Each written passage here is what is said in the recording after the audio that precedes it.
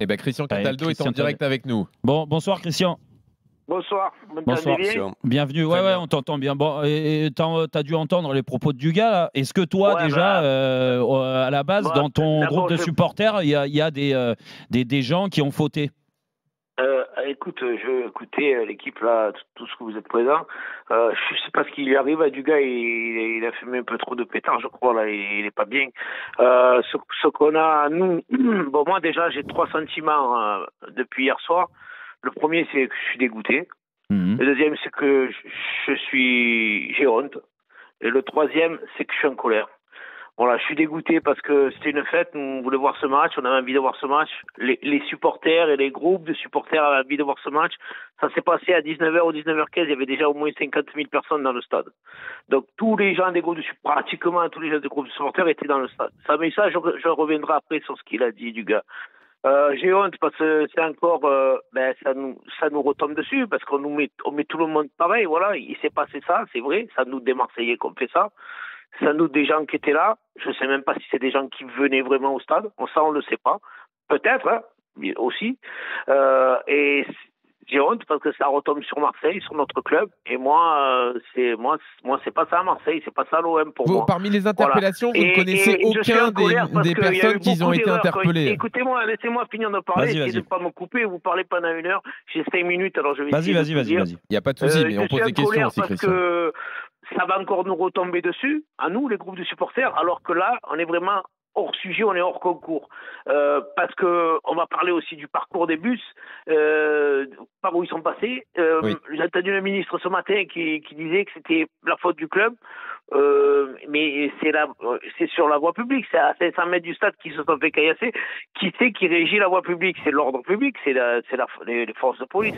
Et il y a eu une autre route qui était beaucoup plus sûre à faire passer. Il serait passé, si Eric il voit ce que je dis, descendre à bateau, il passait à travers le parc Chanon. Il y a une porte qui donne entre le parc Chanon et la rivière Gracie, entre le parc Chanon et le stade de l'Audrome. Il y a 10 mètres à traverser, c'était réglé le problème. Bon, ça fait des années que ça dure les caillassages. Ça fait des années que ça dure les caillassages. Ça fait des années que nous aussi on s'est fait caillasser de partout où on va. Ah d'accord. Non, ça c'est pas une raison. C'est pas une raison. Très belle réponse. Parce que tu te fais caillasser, c'est pas une excuse. C'est pas une excuse. Maintenant, je vais te dire, Dugas, nous on est au courant de rien. Nous au contraire, on a fait une réunion avec la préfète. On a dit mais faites-les venir parce que nous on en a marre d'être suspendus, de pas aller à Paris, de pas aller à Lyon, de pas aller d'être privés de match. Donc c'est pour ça qu'on a fait si tu veux savoir qui c'est, tu vas savoir qui c'est. Nos supporters. On arrive si déjà, tu veux savoir qui c'est, tu vas savoir qui c'est. On les gère à l'intérieur du stade. Comment tu veux que moi je gère des mecs à l'extérieur du stade? Et là, ils ont arrêté un mec. Si tu veux savoir. Les dernières nouvelles, ils ont arrêté un mec, 50 ans, lui qui a lancé le fumigène, 50 ans, il était complètement ivre. Voilà, un de ceux qu'ils ont arrêté. Et le premier, 22 ans, il a lancé le pavé, et l'autre, 50 ans, celui qui a lancé le fumigène, un mec de 50 ans, ivre. Qu'est-ce que tu veux que je fasse contre des mecs comme ça, moi? Si tu veux savoir qui c'est, Christian, tu sauras qui c'est. Si tu veux savoir, tu le sauras. Oui, non, mais le problème, c'est qu'il y a des gens qui sont arrêtés, on va le savoir, Dugas. Il s'est développé un système de supporters parce qu'ils trouvent que nous, les groupes, et ça c'est dans tous les clubs de supporters que le phénomène il est partout, qui s'appellent les indépendants. Ils sont d'aucun groupe, ces gens. Et ils se réunissent pas via les réseaux sociaux. Ça met 5 minutes pour se réunir, pour se donner rendez-vous, pour monter Christian, des vous les connaissez, ces gens-là. Ces indépendants, vous les connaissez, Christian. Et alors, mais même s'ils les connaissent, Dugas, qu'est-ce que tu veux dire alors? Alors, tu les balances. Dugas, ce que dit Christian, c'est que non, il ne les connaît pas. Non, il ne les connaît pas, voilà. C'est des indépendants. Si demain, moi, là, dans ceux qui sont arrêtés, il y en a un de chez moi, mais je sais que les autres groupes, c'est pareil. Il y en a un de chez moi, par exemple, il avait sa carte d'odeur sur lui, mais il est rayé à vie, moi, du groupe. Il est rayé à vie. Et je dirais même plus, il faut que ces mecs qui fassent de la prison, il faut que ces mecs qui soient interdits de stade à vie. Ces mecs-là qui ont attaqué le bus. Ah non, ça c'est sûr. Je sais pas, vous en avez peut-être parlé dans l'émission en cours, mais si tu fais une manifestation, il y a 10 000 personnes, il y a 100 mecs qui arrivent, qui foutent le bordel, ils cassent des magasins, ils cassent des vitrines. C'est exactement le même truc, là. Ce qui se passe. C'est ce que j'ai dit, c'est des Black Blocs. Hein. Voilà. Et ne dis pas que nous, on connaît les gens. Moi, je connais les gens de mon groupe et j'arrive à gérer les gens de mon groupe. Chacun connaît les gens de son groupe. Mais ces gens-là qui étaient à l'extérieur, et je pense qu'il y a des choses qui ont évolué et que la société maintenant, elle est comme ça. Cette image, elle était l'image de la société. Regardez bien ce qui se passe de partout. On voit des horreurs tous les jours. dans les rues, il y a des trucs qui se passent qui sont horribles.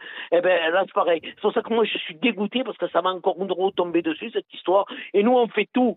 Nous, quand je dis nous, les leaders ça va pas les voir. entiers, Mais Christian, ça fait 35 ans que je suis président. J'essaye de faire évoluer les choses pour que ça se passe mieux. Christian Cataldo, un dernier mot d'Éric Dimeco et après on vous libère. Non mais Christian, justement, c'est bien parce que explique ce qui s'est passé en amont du match avec la préfète pour justement permettre le déplacement des supporters lyonnais.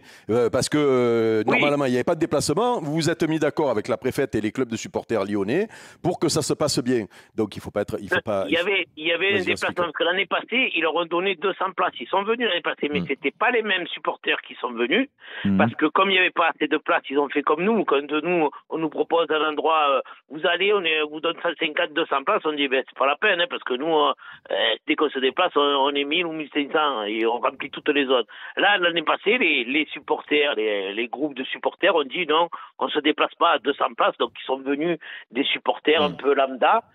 Ça s'est bien passé, mais ils étaient que 150 ou un truc comme ça l'année passée. Là, on leur a dit, mais donnez-leur 600 places, parce que nous, quand on est allé à Lyon, la saison dernière, on a eu 450 places, mais c'est vrai qu'on s'est présenté, on était beaucoup plus.